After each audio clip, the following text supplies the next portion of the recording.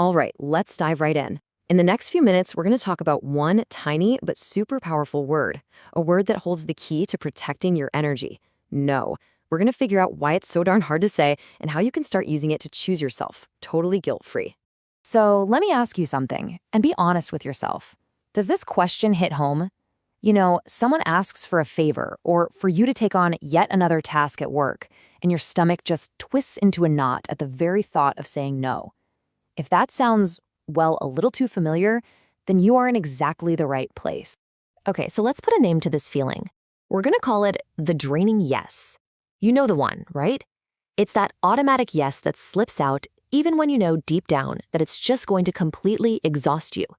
We do it because we're trying to avoid guilt or that fear of letting someone down. Now, I want you to think about this next idea. I mean, really let it sink in. You are not a 24/7 convenience store, open at all hours for anybody who needs something. Getting this idea into your head is the first huge shift we need to make. And here's the really tough part about that dynamic, right? When you operate like a convenience store, your relationships can start to feel really transactional. People come to you when they need something, but that connection, it just kind of vanishes the second their need is met. It's a lonely and frankly draining way to live. And look, if you're always open for business, there's really only one place that road leads, and that's burnout. The simple truth is, you just cannot be everything to everyone.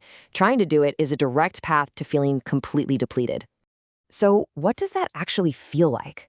It's like trying to pour someone a glass of water when your own cup is bone dry. You're going through the motions of giving, but there's just nothing left inside. It leaves you feeling exhausted, maybe even a little resentful, and completely unable to take care of yourself. And this brings us to a really important mindset shift. Saying no isn't being selfish. Not at all. It's an act of self-preservation. Think of it like this. It's a basic survival skill. It's just recognizing what your mind, your body, your whole system needs to stay healthy and whole. So, okay, how do we actually do this? How do we practice this self-preservation? Well, the main tool we need is understanding the massive difference between putting up walls and setting healthy, high boundaries. And trust me, they are absolutely not the same thing. Let's break that down because this is so important. Think of walls. They're these big, destructive things that just keep everyone out. Good people, bad people, doesn't matter. And that just leads to feeling totally isolated. But high boundaries, oh, that's different. That's smart. They're like a selective filter designed to keep out the things that drain you while letting in the people and experiences that actually fill you up. And once you really get that difference, you can start building the ultimate skill here, mastering the art of the calm, totally guilt-free no. In the real world, it looks like this. It's a simple 3-step dance. First, someone makes a request that you know is going to drain you. Second, and this is the big one, you respond with a calm, immediate no. It doesn't have to be harsh. It can be a simple, I can't take that on right now, or thanks for thinking of me, but I'll have to pass. The key is to be clear and kind without a long, rambling apology. And then step 3, you move on. Your peace is protected and you leave the guilt behind. And I really want to stress this. This is not about being cold or uncaring. It's about being strategic. It's your brain mastering this vital skill of protecting your own energy and well-being. It's a beautiful thing. So what's the payoff for all this work? What do you get? You get a whole new way of living. It's realizing that protecting yourself isn't weakness. It's a form of wisdom.